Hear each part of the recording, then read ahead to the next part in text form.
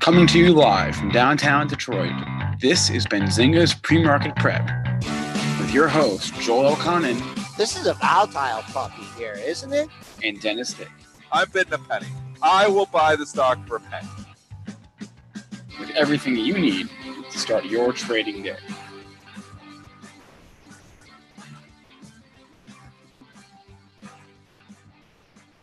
Good morning, everybody. Welcome to this Tuesday edition of Benzinga's Pre-Market Prep. Spencer Israel, as always, joined by Joel Elconin and Dennis Dick. Well, only kind of sort of Dennis today because for some reason his camera is not working, so we have just Dennis's voice and not his beautiful face to look at. But that's okay because we got a lot of news to discuss. We have this Qualcomm tender offer that came in about a half hour ago. We have that. Earnings from Tiffany and Best Buy, DSW, BJ's Haynes, BMO. So we have some news on the earnings front. We're going to talk about, I want to talk about the drug news in AKCA. Campbell's apparently not selling itself, so a lot of stocks to talk about, plus we'll take your questions from our chat. As always, premarket.benzinga.com, youtube.com/benzingatv. Nic Chahine's our guest today. He'll stop by at 8:35 as he does on every Tuesday. Joel, what is the good word on the market this morning? We are in the green by 3.5 handles. Your old-time closing high from yesterday, 28.9850. Your pre-market low is $1 below that. So no downside until we take out that 97.50. Have a support under that at 28.91, but that's predicating that we ever go down. Crude really bunching up here, folks. I got a great number for you in the crude market, 69.31. You hit that 2 days ago on Thursday, 69.20 yesterday. Also some levels in August back at that area. There's your key to $70. Gold up $360 at $12.1960, making a little bit of a comeback after that dip under $1,200. Silver, though, not at that $15 level yet, trading up 3 cents here at 14.89. And don't look now, Bitcoin bulls. The futures are back in the 7,000 handle. Wow. That trading range persists. And Dennis, there's absolutely no way that you can blame your technical camera difficulties on me. There's no way. I always find a way to blame you. I think my camera just knew I was having a bad hair day, so it decided not to work. And I actually looked in the mirror at myself, and I was like, that's actually a good thing that the camera's not working here today. So let's not digress into the way I look here. Let's digress into the way I see the markets and the way you guys see the markets. And this market is just on a roll. And I mean, we are rolling. If you are a tech stock, you are in favor here again. No stock in more favor than AMD. Yes, it got a little bit overdone yesterday when it got to 27.30. No and it way. pulled back a couple of bucks, but it's right back up here this morning. We got a key exec leaving. Doesn't matter. Stock goes up anyways. Up 3%. The stock is so loved right now. My butt is hurting so much because I've been kicking my own butt for selling this thing back down in the 14 handle, and obviously kicking it again because I rebought in the 19s and had a little scalp in there. Said I was going to hold it, did not hold it, and now that I see the stock trading at $26, and I kind of want to throw up in my mouth. All right.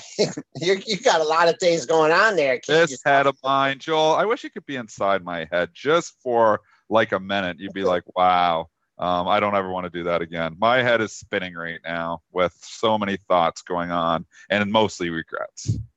Oh, okay, Dennis. All right. I mean, what about your Visa that you own from a nickel or something like that? MasterCard. Okay, it's MasterCard. That's the only good one. No, there's been a few, but I wish I still had AMD. Yeah. All right. I don't know what to even say. I almost can't even look at it just because. Take it off your screen then. Well, I can't because I trade it though still. I day trade it. I actually day trade it pretty good, but I tell you, swing trade this thing, I have not done well at all. So anyways, I scalp out too much of it. It's too liquid. That's its problem. It's too easy to get in and out of it. It makes you trade. It's already trade 1.7 million. It's a penny spread all the time. The dang stock's just too liquid. It's too easy to trade in and out of. Anyways, wow, what a move. All right. So we had to sell off. You hit 27.30.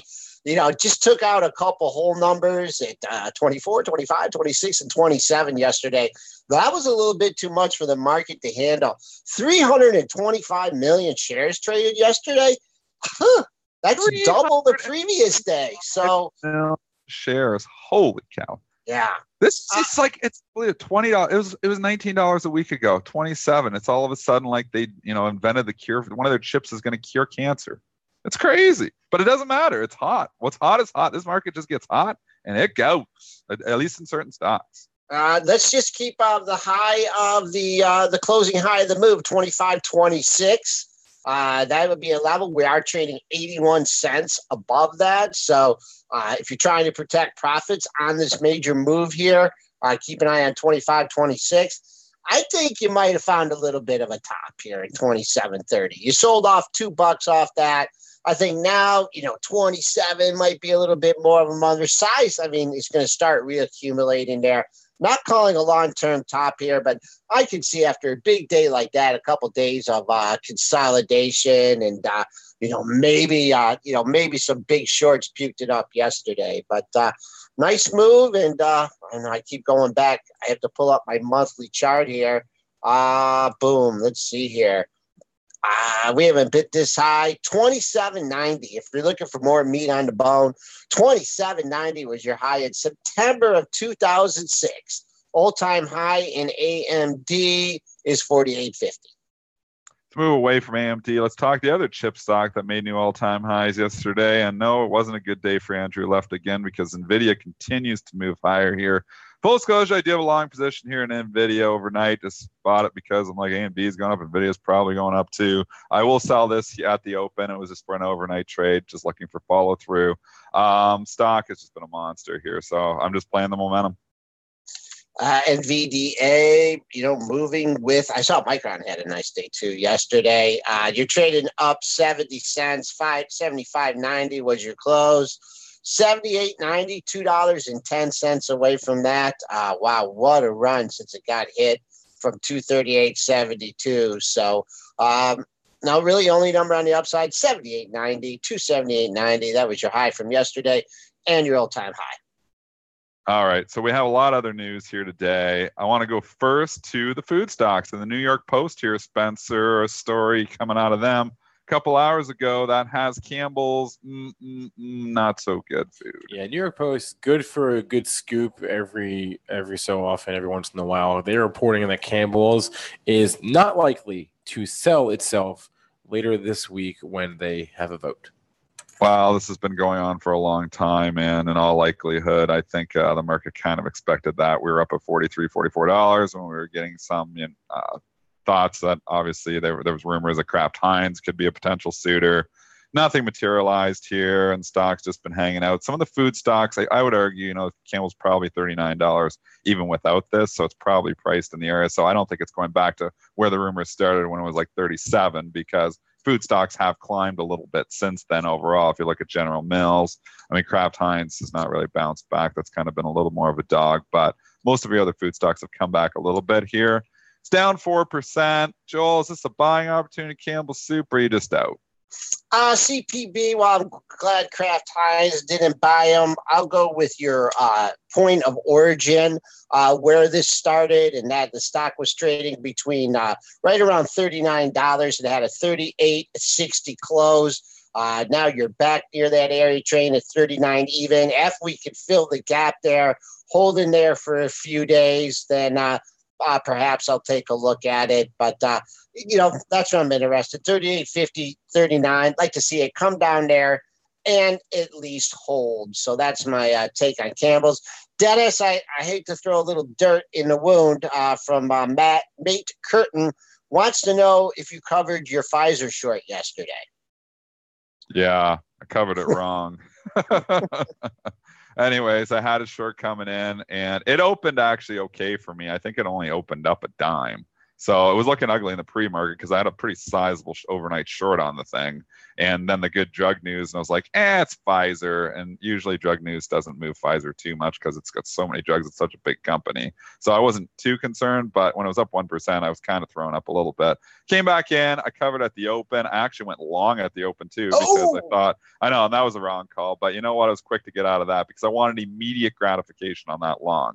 because the stock was trading higher in the pre-market the whole time. I knew there was a seller at 42.5. I thought that might hold the opening print down. It did, but then it didn't rally. And I waited about a minute and I was like, this is not rallying. This should be up already. So as soon as it wasn't rallying, I turned around, like sold it like 42, 46. Full disclosure, still own this in my invest portfolio. That's going nowhere. That's my long-term portfolio. But just talking the trading from the trading perspective here, it was a free fall after that. So should have held the short. Should definitely not have went long off the bat, but was good and quick to get out. Maybe I should have reinitiated, but I can't do that much thinking. And the other thing to consider is I'm not just trading Pfizer off the open. I got like 35 positions I'm trying to work, so it's quick to work that one. I was paying attention to that one because I was adding, or I was reversing the position, and obviously it was around call. I was quick to get out, and I saved myself some money. Dennis, just talk about over the last week or so, week and a half, you notice those steady flow of sell imbalances. And sometimes, that's an institution just peeling out of, pieces, just a little bit of a time. So a lot of times those institutions on those open stuff. Yeah. Yep. This was an ugly candle for Pfizer. That candle right there is a typical reversal of the move candle. I look for that candle when I think, okay, now we've caught some people on the long side here. So I think if this thing gets whatever, it gets up back, I think it's actually more a play from the short side here now. And I'm not sure it's going to bounce back. It was ugly candle. It was decent drug news. It didn't matter. They sold it anyways. And I mean, it's just a victim of being, a stock that's had a big move. Low beta stock. It's been on a big move. It's one of the biggest moves it's had in years. I mean, Pfizer moves around typically 50 cents a day. We ran up $5 in a month. So that was just a huge move. So it's not surprising that they're taking some profits. I mean, long-term story, it's still got a 3.28% dividend, still got a low PE. I still think the aging population, I still think you're good long-term. Short-term, it's been a good run. If you're a trader in this thing, I think I'd ring the register. Obviously, in my long-term position, I've been holding it for 15 years and I'm sticking with it. That's the biggest, fattest red candle you've had in Pfizer since April. So keep an eye on that, the old first red candle. In a while, Nate Curtin is mentioning the 4140 level. I kind of concur here. 4131 was yesterday's low. The other one low at 4147. You split those numbers, and there's your, I call it two-star support for Pfizer. Dennis, people are scratching their heads at Qualcomm here. It is now trading at 68.70. Spencer, give us the news, and Dennis, give us your explanation why it's trading above that tender price. All right, so the news is the tender offer, which remember we heard about. What was it, a couple weeks ago now? But Qualcomm, they gave a range. It came in at the upper end of the range. Yep, they gave a range of 60 to 67.50 per share. Well, they came in at the exact high end of that range. 67.50 was the pricing of 76.2 million shares. Okay. And how much were they looking to get off the hop? They were looking to get, what was it, 10? Let me get Is that correct? Let me get 10. They were looking to buy up to $10 billion. And Dennis, you did the math quickly. Okay. So they got, let's just do it with you. So 76 million. Yep. I'm 67.50. What do they get here? They got, there's a lot of zeros. My calculators don't go that a lot of zeros for this early in the morning. But it looks like they only got half of what they were looking for, 5.1 billion. They didn't get enough. So it came in at the very upper end of the range, and they only got half of what they were looking to get. That is why the stock is trading above that 67.5, because they were trying to buy a lot more stock, and they only got half of what they wanted to get. So that means, hey, maybe we got to try to buy some more somehow. At least that's what the market is speculating. You were trading above that 67.50 tender price. I still own Qualcomm there. I'm sticking with it because of our friend Sean Udall, who said this was his pick of the year. If it's his pick of the year, it's my pick. I'll stick with it because that guy is pretty good at finding value tech. I had the target when I originally bought this of $82, so I was hoping it was going to get taken over. Had a wild ride. It's starting to look a little bit better in my portfolio here now. It's good news for shareholders when they don't all tender. I mean, not everybody jumped at that potential to get 67.50, and obviously those who didn't are happy this morning because it's trading 68.75. 69.33 is where you got to in the pre-market trading. Currently trading at 68.70, up $1.36. I think instead of resistance, I think you can use that 67.50 as support now. That's the way I would look at it. Yeah, I think so. And if you've got investors believing in the company, that's good news for the company here. So, I mean, Qualcomm's probably somewhat happy with that. They're maybe not happy they didn't get all their stock, but they're probably happy that this has really helped the price. I've said this before. If you are a company and you're just trying to get your share price higher, I don't know, like if you're intentionally trying to buy your shares, which is really what you're supposed to do at the cheapest price, it's sometimes better just to do, just do a buyback. But when you want to get if you're really trying to just push your price higher because you're ticked off that it's so low, the Dutch auction does it. And it's just because it's structured differently. And obviously, there's a lot of arbs that play around those potential pricings. And it seems like the market responds much better to that than to buybacks, or even to special dividends. So Dutch auction is starting to show up a lot more, as maybe some companies are kind of, ticked off that the prices are depressed of their stock, and the Dutch auction seems to push it up. All right. We haven't covered up any earnings yet here. 17 minutes into the broadcast. Best Buy. Best Buy. Let's talk about Best Buy. All right, BBY reporting earnings this morning here. Q2 adjusted EPS of 91 cents versus an 82-cent estimate. Sales 9.38 versus 9.27 billion. So beat on the top, beat on the bottom, but more importantly, they are raising their guidance for the fiscal year. EPS guidance raised from 4.80 on the low end of the range to 4.95. So a 15-cent raise in line with the estimates, but a nice raise there. Q3 EPS guidance is a little bit light, however. I don't know. I'm trying to find a reason to sell soft. You look like Chris Spinner. I agree with you. He was saying in the chat, it looks like pretty good numbers here too. So, and we have saw retailers get hit before and bounce back. It's been a funny retail season though, because sometimes they don't bounce back. So it's difficult. There hasn't been like a straight up tell. It's like every retailer seems to do what it wants to do. Sometimes you have a retailer that disappoints a little bit and they end up, selling off and then rallying like hell. And in this case, the numbers actually were pretty good. It did spike initially up to over $84, but they quickly sold that off. And obviously, we traded down over, I think we got below 76, did we not here, Joel? Yeah, we did. The 84 print, I don't think there was too much up there. Was there? A little bad algo action. Yeah. Actually, I see that 83 printed for one share. But we're far away from that number, or at least we think we are as we're speaking here at 818. I like the pre-market low area. Your pre-market low is 75, 76, and you had a low at 75, 74. You're $2 off that level now. You will find buyers ahead of that level now after the pop shorts thinking, did I miss my opportunity to buy the bottom? Ahead of that pre-market low, I see a double bottom at 76.50, and that's still $1.50 away. So it looks like Qualcomm has turned. Won't make a wager that the lower the day's in, but just kind of feel that spike down, and now you have buyer's remorse. Yeah, it could be the Q3 guidance, Jazz. It was light on the Q3 guidance. I mean, if you want to find a fundamental reason here, sometimes there's not, though, and I'll just say that. Media will always 100% of the time find a fundamental reason for a move. Sometimes there is, sometimes there isn't. That could be a move based on that. But regardless here, stock selling off. It's been kind of loved forever. I don't know if they're going to hit this down 10% or anything. So I think if you're selling down here in the hole, I think you're on the wrong side of the trade. But I'm not trading this myself because I've seen these retailers have some wild moves. I saw Macy's open down 7 or 8% and then drop another 7% that day. So because of that move, I'm probably just going to sit back and watch the fireworks from my safety of my chair and not be tapping on my keyboard to buy this thing. So I think I'm out on Best Buy. Let's move on to. Did they give any updates on their venture into healthcare? That's what I want to know. They just announced that like a month ago, so I wouldn't think anything notable, but not that I saw. Let's jump over to BILI from last night because this is a stock that our chat follows a lot. They like these Chinese stocks. I like them too. They move around a lot. I was trading some of the other ones off of this news last night. Right at 7 o'clock, it came out with earnings and talked to us about these numbers. Hold on a second. I don't have them in front of me, so I'd have to grab them from this. Billy, get to the chopper.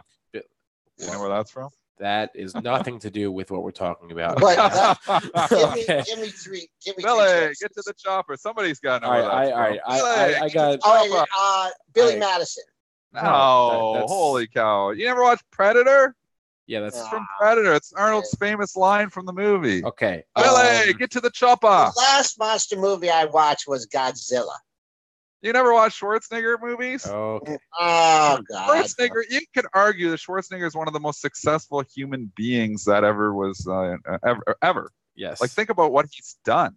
You know, he went from, you know, being a bodybuilder, the best one in the whole world, to an actor. You know, one of the best actors of the 80s. I don't know about that, but he was in a lot of movies in the 80s. And then, you know, even, then he's a governor and even married a Kennedy, didn't he? Yeah. And then divorced her. Foray with his mate, all right, too. moving on.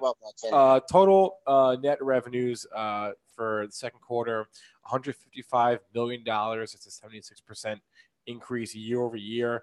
Total loss for the quarter, $10 million. That is 7%. Sorry, that's a 7% loss and 2% less than it was last year. I don't have any estimates for you on the sales or the EPS number, but their average monthly active users reached 85 million. That's a 30% increase on a year-over-year basis. Average monthly paying users, 3 million. That is a 177% increase on a year-over-year basis. Big numbers here for Billy. We'll just say Billy. I was trying to do the Arnold accent, but maybe I'm doing a very poor job of it. Up 8.76%. You can't argue with that. They want to buy these things. On that report, IQ started popping. HUYA started popping. Even our friend SOGO is popping here a little bit this morning. I actually was in IQ and then I sold it last night. I've still got SOGO as a sympathy play here. That's it. That's all. Okay, let's take a look at BILI. Big spike, and that big spike took it to $12.89. You're only 30 cents off that level. Let's see when we traded. Last time we traded up there, we traded up to $13.10 on July 27th. So I'll keep that eye on as resistance. Little bit overhead supply here. So if you don't get that follow through $13 real quick off the open, I look for all these bargain hunters that perhaps picked the stock up under $9. The ring registers into this report. And then let's go back to retail earnings season here. And we got a couple other retailers that are blasting off into orbit here this morning. Tiffany blowing it away. TIF up $9. This is kissing very close to an all-time high for TIF. Spencer Israel, what are the details? Yeah, I'm eating my breakfast at Tiffany this morning. Q2 EPS $1.17. This guy gets a good puns. $1.17 versus $1.01. Nice 16-cent beat there. Sales 1.1 versus $1.04 billion. So beats for both the Q2 numbers. Again, raising their guidance for the fiscal year. EPS guidance raised on the low end of the range from $4.50 to $4.65. So a 15-cent raise on the fiscal year EPS estimate. Stock in a big pop here this morning. I mean, only level you can really look at is the all-time high, which I believe is 141.64. So we're close. Did we try it yet here or not quite yet? We got up to what was that pop right there? 140 even.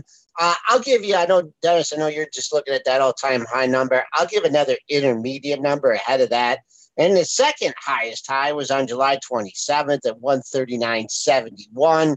You're 70 cents away from that. So I don't know, just between 39 or between, the pre-market high and that all-time high, I think you're just going to see some natural sellers. You had that run up, and then you came back all the way down to 124.42. So if you did sell it after last earnings and you want to sell it in this area, here's another opportunity.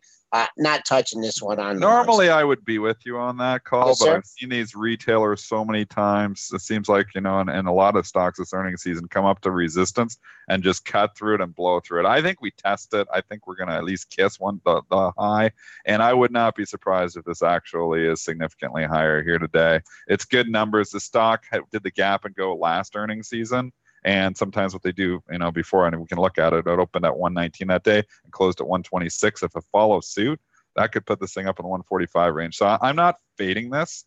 I don't know if I'm chasing it either because it could do what Joel's saying, but I just feel like, I don't know why, I think this could actually blow through it today. You think it closes over 140? You want to do a bet? Yeah, sure, I'll go with it. I think okay. 40. We'll go for a lunch. This is so we got one guy. So we got bull and a bear. This is right where the market's always made. So we haven't had a lunch bet in a while. I will say Tiffany's. This is tough though because it's 139 right now. You should really give me where the current price is. I almost need odds. So say I close one. I'll say I'll close over 139 where it is right now. No, Spencer already timestamped it. Sure, I'll give it to you. You know, it's a little bit of a asterisk beside it there. If it closes at 139, I'm going to be mad. So okay. 140, you got it. I think close over 140. Okay. A bullish Tiffany's. Breakfast is good there. Yeah, because you spend so much money there. I don't know. I just because of gap and go last earnings season. That's all I'm looking So I think it's going to do whatever. That's what makes money. We got a lunch bet. So we got a lunch bet. Look at this, a lunch bet, folks. You'll only owe me 2 lunches if I win. And we always have to have a retailer going up 20% or down 20%. If you were going to ask me last night, I would have guessed that DSW was going to be a retailer that's probably going to go down 20% because the foot stores have not been doing well. Doesn't matter. DSW in your face. We're going up 20%. So climb the ladder. It's up 21% here this morning. Must have blew it away. Well, same story. Earnings beat and guidance raise. So 63 cents versus 46 cents on the Q2 EPS. 795 million versus 689 million. Good beats for the second quarter. Fiscal year guidance raised $1.52 to $1.60 on the low end of the estimate. Fiscal year sales guidance also raised from down 1% to 3% for the year to up 6% to 9%. What is all these other shoe stores doing wrong? I don't know. Because Foot Locker got the beats, and then if you look, who else? We had a couple other ones report there. Well, Crocs don't count. Well, maybe I was thinking of. I was probably thinking of. What was the one we just? I don't know. Went from 24 and then went down to 20. Under Armour just reported a couple days. Oh, maybe it was. Maybe I'm thinking of the sporting goods store. What was the sporting? Oh, Hibbett Sports, HIBB. Yeah, that's what I'm thinking of is Hibbett Sports. So I guess that's not the same, but they probably sell shoes. Anyways, so that's not the same. So I guess my theory has a lot of holes in it. But anyways, DSW, big pop here this morning. I don't know. I mean, I it's up 21%. It's now too far for me to buy it up here. But I've seen these things go from 20 to 30 sometimes. So I'm scared to short it too. I should have upgraded it. I did make a purchase there a couple weeks ago before I went to Montana. I bought a pair of hiking shoes there. Very, very easy to find. They had the size. They didn't have things mixed up in boxes. Didn't think it would get this kind of pop. We're currently trading up 557 at 32.77. Your pre-market high comes in right at 34 even, or excuse me, 34.05.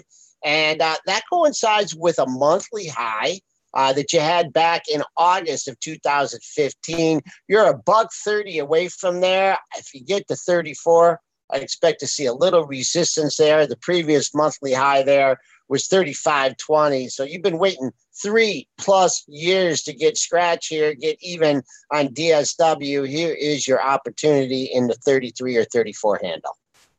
Long term, these stores they're in strip malls and stuff, but I don't know. Retail is just hot right now. But I feel like if you're buying all these retailers now and you're sticking them in your long-term portfolio, it's like, why weren't you doing it a year ago if you're going to put them in your long-term portfolio? So anyways, I feel like you're buying tops on all these things if you're buying them long-term. As trades, sure. But as long-term investments, all these things just, have come back, and, Kohl's at highs here, and Macy's hasn't come quite as far back, but Nordstrom, getting a lot of losses back. And I don't know. I just feel like if you're buying all these things now, you're so late to the party.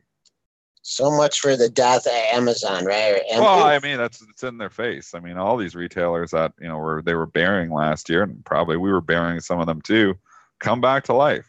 Let's go look. It's 8:30 right on the balances. Look at what do you got? What do you got? Look at Nordstrom's. Look at this. Look at this chart in Nordstrom's. JWN, Dennis. We have a possible short alert here. You see those short alert? Why? What do you see? You don't see the triple bottom that's breaking at 60.50? $60. $60. We'll call it 60. 4 out of the last 5 lows at 60.50. Right at that area. And it's trading in the red here by 21 cents. I think there's a lot of air in this one. Just be careful. If this doesn't get back green on the close, that's 60.59. This is going to be traded 59, well, 60.49. I know you're going to give it to there, but to me, this no, that's right there, 60.50. That's a big level here. If you're long Nordstrom's, watch out. Until it's broken though. Okay, that has been the theme for like the last 8 years. Imbalances. Bank of America, 573,000 to sell. It's the biggest sell balance I've seen in Bank of America in a long time. It's still trading in the green, so it's ignoring it. But that could be, it was trading 3140s before that number came out, so it did get hit a little bit on that number. Things can change quickly there. There's some big ones here this morning. AT&T, 131,000 to sell. Taiwan Semiconductor going the other way is 122,000 to buy. Some of these China stocks are hot here this morning. We talked about them already. Alibaba's got 70,000 to buy here. Let's move over to GE. Always has a sell balance, 51,000 to sell this morning. Although had an okay day yesterday. And you know what else had a good day yesterday? The traditional automotives had a good day. Ford with a nice lift. GM with a nice lift. Even Fiat Chrysler. I always say Daimler Chrysler, but Fiat Chrysler. FCAU with a nice lift yesterday. Well, this morning that's fallen through. Ford 261,000 to buy here this morning. Let's go check GM and see if there's anything there. 19,000, smaller buy and balance there this morning, but it is. And FCAU, 18,000 to buy. Remember, FCAU is trading already actively over in Europe, so it's in a tight market, already priced up 1% here in the pre-market. So we got a little bit of action from imbalances. It was the NAFTA stuff, right? You know, trade deal. I was pushing it. Yeah, you know, tariff on, tariff off, new deal, bad for cars, good for cars. Now it's good for cars. So, that's the reason why those issues are following through today. Haven't looked at GM in a while. Boom, just bunching up here at 37.84. I see a high, not much. 38.32 would get you into that gap area, and it's holding from the gains from yesterday. Let's see if we can get follow through 38.32. Okay, I can't. He brought it up in the chat. I can't feel my Facebook is saying Tesla was half the show yesterday. We haven't mentioned it today intentionally because we talked about so much yesterday. But let's talk about it. And you know what else? I bought a speculative position on it yesterday. I did. I couldn't hold off. I don't know if I'm going to stop. I don't know what I'm doing with this yet. But I just, for whatever reason, I couldn't resist buying the dang thing yesterday. I kind of, when I look at it there, I was like, why do I have Tesla in there? It doesn't match any of the other stocks that I have in there because I have all value, you know, I'm more value, or at least, you know, towards, you know, value growth. This is just pure, not a value trade.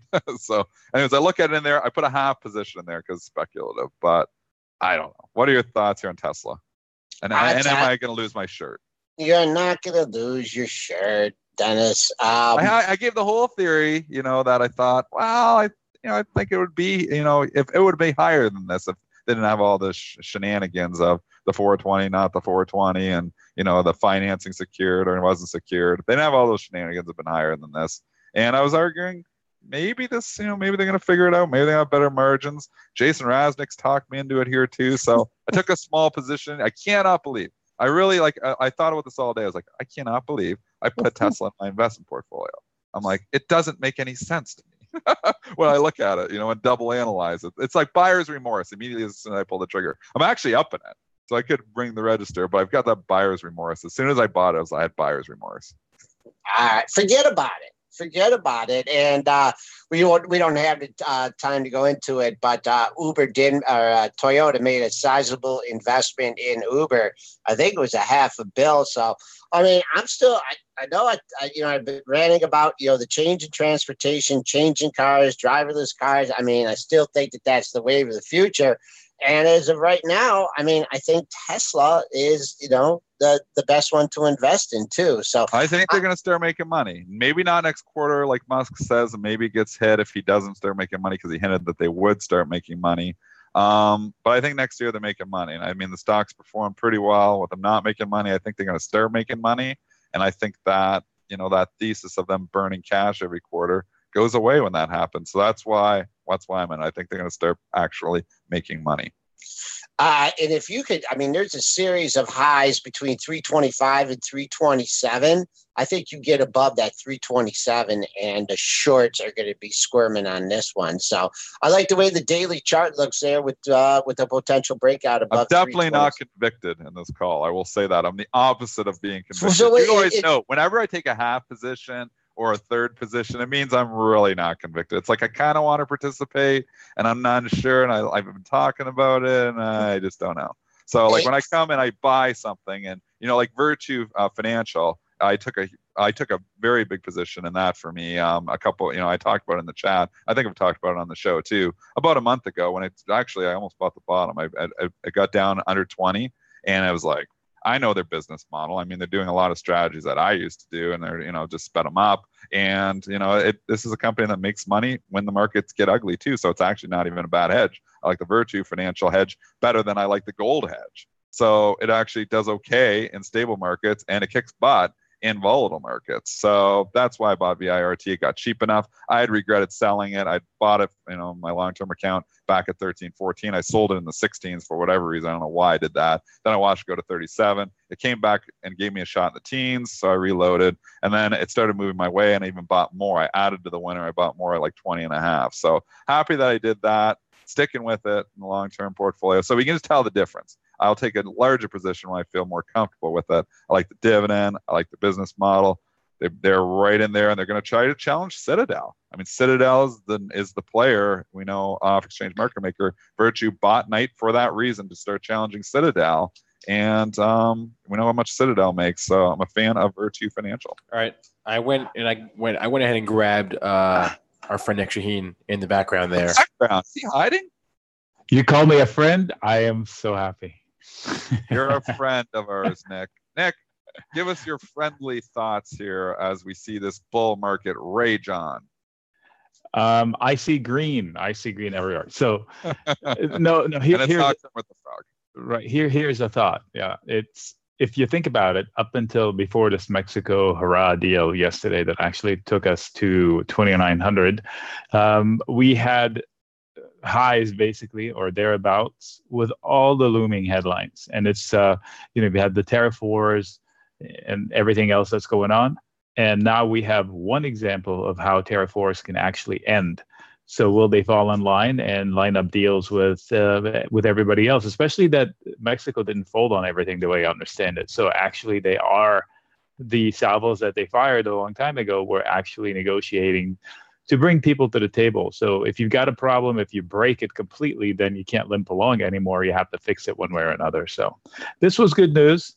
And the reasons to sell are fewer today than they were 2 days ago, at least from the headlines perspective. But I think this price action would have happened anyway, headline or not. It was technically driven from breakouts. So you can argue the fact that the technicals are there anyway, the headlines just match up. Let's go jump to AMD. We talked about it earlier on the show, but it warrants, that's big move yesterday, warrants at least the Nic Chahine thoughts here. This thing has went into rocket ship mode about a week ago, broke out through 20. Hit over $27 yesterday. It almost felt like upside capitulation there. But anyways, I've tried to call upside capitulation this before. It seems to just pause for a few days and then starts to go higher again. I mean, this stock is just gone. What are your thoughts here, technically speaking, on AMD? AMD, this is another one that was a technical breakout, but on a longer perspective chart. So those are usually great trades, a long-term trade. So if you caught it based on the red lines I just posted, it's a monthly chart. So it's at a place where you can say, I don't know where it is this morning, 28-ish? 20. Well, it's come back in. It's 25.70. Oh, okay. So 28-ish was a 28.770 or something was a poke in 06 September. So, and this is an area where in September of 06, they couldn't overcome, and they're kind of like a ledge. So I'm not saying this is a top, but there's no way on earth you can convince me to go along this stock right here, right now. Maybe it's ignorance that I don't know enough about how superior it is to Intel or the other alternatives that are out there. But like I said last week, I think I'd rather bet on black and not red on the P&L. So for now, I am long Intel and profitable in that. I wouldn't short AMD because I don't know enough about its story, but I cannot go long. It's like one of those too high to chase and too hot to short. We said that yesterday. Maybe your ears were ringing. We used the Nic Chahine and we even gave you some props. You we love that saying. Yeah. Okay, so and then let's go to the other chip flyer, which made new all-time highs too, is NVIDIA. And this story, this is consolidated. This consolidated for a long time. They hit it on the earnings report. 3 days later, got all those losses back. Now 3 days later, it's tacking on new highs to its all-time high here. Thoughts on NVDA? Okay, so consensus is by everybody that I hear talk about tech is that it is in the right areas and it is the one to beat. So every dip is buyable if you think that the markets are not frothy up here. So the 3-day tizzy it had, that was a buyable dip. So if you sold puts that day or credit put spreads, even though technically it looked like it could come down to 230 to 232, it barely got close to it and then zoom right up. So the way I would trade NVIDIA is the way I trade Boeing. Every sharp dip is buyable until the fundamentals change. In Boeing's case, it has sales for 15 years down the oversold 10, 12 years. And in this case, NVIDIA is the tech to beat. So dips are buyable, even though the valuation is not tangible cheap, but this is not a value stock. It is a growth stock. We're on the line with Nic Chahine. He's the author of Create Income with Option Spreads. Joins the show every Tuesday at 8:35-ish. He also happens to be the only regular guest on Benzinga's pre-market prep show, Nic. So no way. You can put that weekly regular guest. Yeah, you can put that on your resume. I will add it to my Twitter, profile. Yes. Okay. Abner Boy's giving me a little grief here on Nokia, NOK, and I did call the perennial dog. That must have been a couple weeks ago when it slipped under $5, and now it's up to $5.71. Someone mentioned Nokia and Ericsson, ERIC. And then I know there's a stock, full disclosure, I know Dennis owns it, ISNG. What is up with this 5G stuff? Is this 5G just taking over the world, or I hear people are already working on 6G? But tell us about, do you have any opinions on NOK, Eric, or INSG? Well, I don't know the fundamentals, and the Nokia chart shows like it's just entering a pivot point.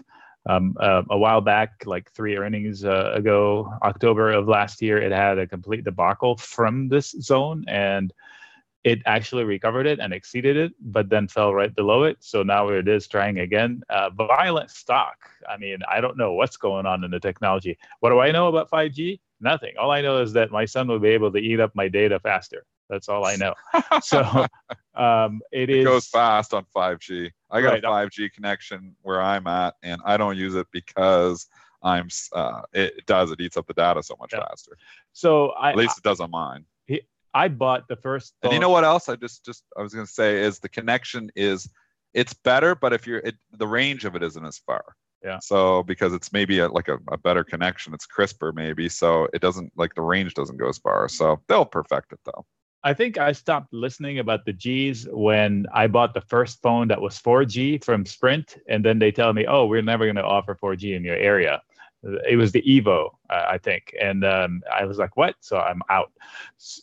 As far as technology, I remember buying a 286 with like 2 megabytes of RAM, and I thought I was it. So it comes and goes. The 4G, 5G, I don't know what it is, unless it changes the way businesses do business. I don't think we're not going to give them a pat on the back just for the 5G. I don't know how much of an advantage or disadvantage should be in it or out it. So I don't know enough about it. I can tell you about the charts and Nokia in this case. If I'm long, I'd be trimming profits. I mean, Kolb has been talking from Benzinga here about 5G for a while, and he says his INSG is the way to play it, and he's been right. I mean, the stocks went from $1.75 a month ago to over $3 here now, so it's really gotten hot since this 5G talk is going around. So I don't know if that continues or not, but I am long INSG just because of Kolb. So thank you, buddy. Yeah, well, INSG is entering a zone that's going to be difficult. I think anything above 3.4. Yeah, it's topped out here in 16. Well, if you look back in 16, they did go well above it in 15, but also just before that, it was an area. Well, anyway, it's going to be interesting for that stock. I've never seen it, but there it is.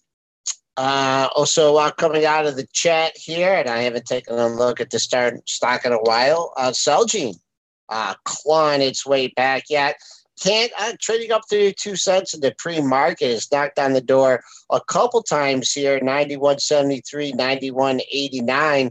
Look, to me, it looks like you had a pullback, a little consolidation, and revving up again. Any thoughts on Celgene? There is a big gap or two back October. So I think if they can prove that they can beat 23.50, 23.70, you can tell the area on Celgene, which is basically the recent high. If they can beat that, handily beat that, they remind me of a few other stocks in tech that are like this. So they have a gap, a small gap. This is Celgene, CELG, right? Biotech. Yeah, that's what I charted. I thought you said 23. Did you mean 93? Yes. Okay. All right. I'm sorry. Go ahead. 93.50 to 93.70. There's a small gap to 95 and a half-ish back in February. So if they can just beat the recent high, maybe they can gather some momentum to start filling getting closer to that gap, the huge gap on the left. I don't know its fundamentals. I don't know what caused the gap. But technically, if I'm long, I'm not out. And if I want to be long, I'll probably put a trigger alert just above the recent highs. And if I see that on a closing basis, I will probably buy calls or debit call spread, but I'll give myself time so I go out to December if I can. Perhaps maybe even sell some credit put spread if I know enough about the stock itself and where the value lies.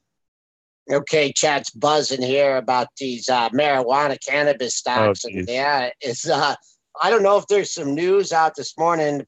Profit taking might be the only news that would be prudent. These stocks are pulling back here.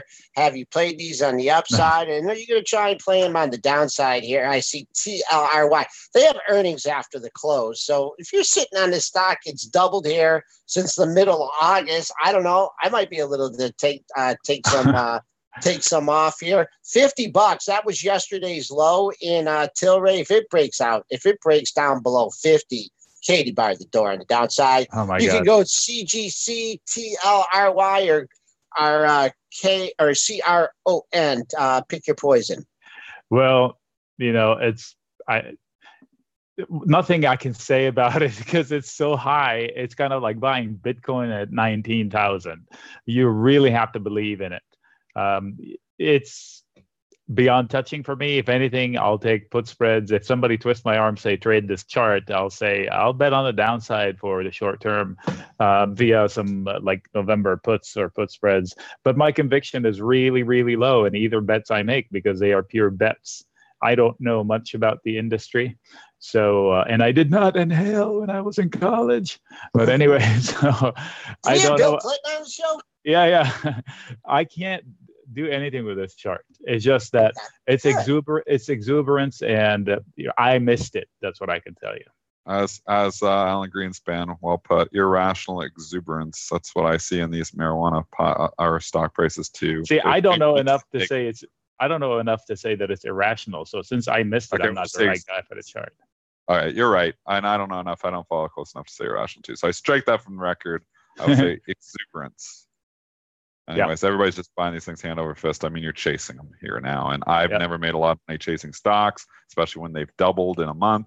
So that's why I'm not chasing the stocks here. And I actually was trying to play it from the short side here. It's a hard trade too. I tried yesterday on Tilray. Did not work. Maybe it was a day too soon because it looks like it'd be working here this morning. But, in Africa and Canada, same thing. The things went from $9 to 15 overnight, basically. Everything got kickstarted when Constellation put that investment into CGC, and then there was rumors that Diageo's sniffing around too, and that's really what kickstarted. It's like, okay, well, which one's Diageo going to put a big investment into? And that's why, but you got to think it's going to be competition for some of these companies eventually too. I mean, once it's all legal, and in Canada and Ontario, there's only like so many licenses that have been given out so far, and it's still going to be controlled. But I mean, once it's full legal, there's going to be some competition that opens up, I would think. I would think. I mean, see, Canopy Growth got a bid from somebody, right? Didn't somebody invest in it? More than the company was worth, right? Right. So, So you can't really short it because there's a bid in there, a built-in bid. So, Constellation. Well, they put an investment into it. Yeah, it was an investment of what, $5 billion. Yeah, that's a lot of money. And they're like a $4 billion company. At the 4 top billion. or Yeah. 4 billion. 4 billion. Yeah. Right. So this spike may not retrace. I don't know enough about it. So like I said, if I don't know enough, if I don't have an edge, I can't set a conviction trade. I can bet with small money, but that's about it. CRM, boy, right up near all-time highs. I'm not sure when if they've ever reported. I mean, it doesn't look like you're going to make any money shorting this thing. Can you come up with a conservative buy scenario here in CRM as it's near all-time highs? Yes, CRM, I just posted that it is a company that's loved by Wall Street, and probably more importantly that Cramer will have the CEO on, will pump it, even if they deliver a disappointment of sorts. Wednesday night. Right. The disappointments there are opportunity to go long, in my opinion, in this environment. So this is not a cheap company, but they do deliver on what they promise. It seems like they paint it because of the way they book their sales or whatever. It seems a little ridiculous, but it works. So I can't short it. If it dips, I will go long. If I want to go long right now, there's a cheap way of doing it by debit call spreads or buying calls or call calendars or call diagonals. Just do your homework there. Plenty of ways to put a little money at risk, nothing that will break the piggy bank or the heart, and give yourself time. So when I want to trade options, I don't do like Joel does, which is go short term, go out in time. I haven't been doing it. I haven't done it. Okay, good. In days. Stop doing that. So if you go out in time, you give yourself just some time to be right. Plus, if you're doing a spread like a debit spread, it costs the same to do one for this week or for 6 months out, because they're going to charge you about half the width of the spread if you stay close to current price. So it is a binary bet on earnings, but if it falls after earnings, I'll go long. And if I wanted to start long ahead of time and plug my nose and take a debit call spread on it, I would. It is high. I mean, it's at all-time highs, so you're taking a leap of faith. All right, one more for you. Stock we haven't talked about in a while. NUS, new skin here. Big decline off the $88 level. Won't fill the gap consolidating here. Any comments on NUS before we let you go? Sure. What is it doing this morning before I speak? Nothing. It's been at 81. Okay. No so they on earnings they went crazy and they left a big gap. So but they have had a couple of pokes at 78.50. The heck was that? So fireworks. Okay, don't do that. I'm Lebanese. So if they lose that ledge, they could try to fill that gap to 76. But that was an emphatic move up. I don't know why it moved up. It seems fundamentally based because it's on earnings.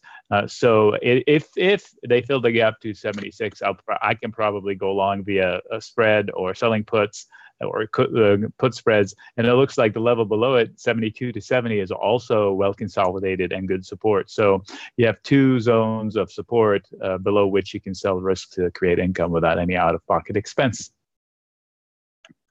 All right, Nic Chahine, thanks a lot for the time as always. Thanks for the opportunity. Love it. Great show, guys. Right. Moving back. All right, S&P is just hanging here at the highs of the session. Your all-time high, 2903.75. Trading at 2903 and a quarter. And you know what? I didn't even do resistance on my levels today, Dennis. There's nothing there. There's nothing there. R2 from the moon.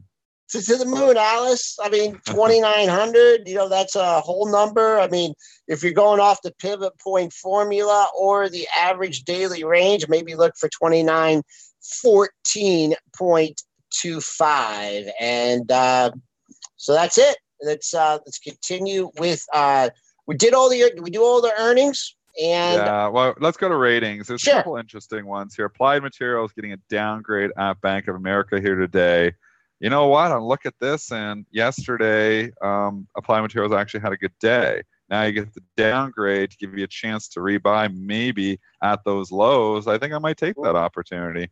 42.50, 43 gets down in that area. I'm kind of interested in this. I don't know if it's a long-term investment, but as a trade, I think that the short-term bottom is in. So you know what? I'm fading them. I'm actually be a buyer of this downgrade. So I'd like to get in the 42 handle. Not sure it's going to get down that far, but sometimes people get excited when they see downgrades. So is it just to hold, Spencer? What was the Bank of America? Was it to sell or to hold? I think it was to hold. just to hold. So, anyways, I'm interested. Yeah, I mean, support is support until 42 and a half. You got it now. Yeah, I mean, call it. And you know what? In the pre-market trading, you couldn't even get yet to 43 even. So you couldn't even sniff yesterday's low. 42.52 is the low of the move, triple bottom in that area. Give yourself a little room here, but I'm not going to fade you on that one. It's been in such a gutter, and there is some value here eventually. So I don't think this is one that's going back into the 30s. So I'm torn. You know, some of them, part of me says maybe I should be the contrarian investor here and just stick a little bit of my long-term portfolio too. But I think I'd put this on for a trade. If I buy it, it's going to be for a trade and stopping out below the low of 42.52, the low of the You have an out. So you could give yourself a nice, you know, if you can get this, let's say you can get this morning at $43. I mean, 50-cent risk. And, you know, maybe it makes a call. Maybe it comes back. I mean, everything's been rising here. Even Applied Materials, a nice candle yesterday. So you have to find out. I like that. Okay. Tiffany's trading up only 772 here at 137.50. Just a quick update on Tiffany's. As far as some other ratings, there weren't a ton that caught my eye. Estee Lauder caught an upgrade this morning from Morgan Stanley to overweight, as did Coty, COTY. Restoration Hardware upgraded this morning at Gordon Haskett to accumulate. Okay. What else did I see? Why don't they just say buy? That's annoying when they have to be different. What else did I see? I saw... That's kind of it. Xilinx got upgraded, a Baird XLNX. I saw that one go by. It's up $2 here this morning, so it's getting a pretty good lift here. And actually, is that all-time highs for Xilinx? Upgrade to outperform. Price target raised from 71 to 90. Very close to all-time high, 78.02 I have. Unless it was above that, I have 10-year chart. It's a 10-year high. Yeah, here that was your high in March. Oh no, this got a little bit more bubblicious. Okay. Where did it go? It got to 98.31 in June. What year was that? June of 2000. Oh, 18 years ago. I didn't even know this one was out 18 years ago. It's funny. I don't think I traded it back then. No, 98 even was the high the previous month, so still $20 away. You are challenging that 78.02. That's only 50, 60 cents away. That was your high in March. There was one more I want to discuss. Sure. And that was AKCA. They had some bad drug news yesterday after the bell. The reason I thought this is notable is because back in May, the FDA's AdCom committee, their advisory committee, recommended approval of the drug. They recommended to the FDA. They voted 12-8 in favor of approval. Now, the FDA does not have to go by what the AdCom recommends, but they usually do. Like 8 or 9, maybe 8 times out of 10, they will go by what the AdCom says. So the AdCom voted to approve it. Yesterday, FDA says, nope, not going to do that. Issued a complete response letter on the drug. AKCA and IONS are the tickers involved here. And it's unusual to see the FDA go against their AdCom, but that is this one that they want more information? It could get later approved, because remember, we do see this in some cases where the drug is dead, or is this, an instance where it's not getting approved right now, but could eventually get approved? Because that's a big difference. I don't follow the story at all. I mean, that would be a question, obviously, for Adam Feuerstein out there. I don't know if he's talking with this one this morning, but do you know if this is like dead in the water? Let me look real quickly. Do some homework, and I'm just talking to everybody who's listening. I do some homework on this, because sometimes I don't know if the drug is not officially dead. I couldn't tell you if it's a more information thing or if they're going back to square one. But it is interesting to see the FDA contradict their own committee, because it doesn't happen every day. Yeah. So always, usually when the AdCom says something, you can usually book it. The AdCom says to approve it, you can book it, and that's what they did. And that's not what happened yesterday. So that was AKCA. Was there anything? All right, I just want to mention, and I have not done any research on this, so this is purely a technical opinion here. You had a low at 23.45 pre-market trading. You're $1.30 above that. Just look, there's a bunch of lows in the $24 area, from 23.61 to 24.33.45. I mean, just all kinds of support here at 24. So if I was short, I'll be waiting for this thing to, 2405, try and get a bit out there. I think a good opportunity for shorts to cover. Not sure about trying to initiate a new long at that level. All right, past the 9 o'clock hour again here. Another jam-packed show with great input from both chats. Dennis or Spencer, you want to wrap things up? Sure. If you missed any part of our show, or you just want to hear our beautiful, soothing voices again, you can do so on our podcast, iTunes, SoundCloud, Stitcher, TuneIn, or Google, or just watch the show on youtube.com/Benzinga TV. Thanks to Nic Chahine for joining us today. Thanks to all of you in our chat rooms on YouTube and premarket.benzinga.com. All the information from our show is for informational purposes only and not meant to be investing advice. Have a good day, folks. I hope you join us. Spence? Yes. Did Dennis hang up yet? I don't know. Dennis, are you here? I'm here. Am I losing this bet? No. No.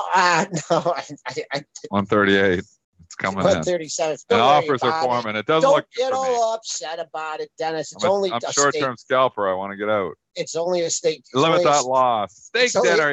Yeah, right. No steak. No, just real quick. Jace Piltover, I don't know if that's a funny name from a movie here or whatever. He's asking about HFT trading. And he's always interested in how to find order blocks. And to me, my simple answer is it really just depends on the overall volume of the stock, right? Like, Walmart, a block trade, compared to a lower float stock. I just know you're an expert on market structure. And I've never put a lot of weight into block trade. A lot of people do. They look where the big blocks are, like, oh, the big boys are buying or the big boys are selling. I want to get out. I've never put a lot of weight into it. Maybe it's just, my style. I've just never found an edge with it. There's a lot of people who follow Fari Hamzi follows it. And by all means, if you've made money with it, continue to do it.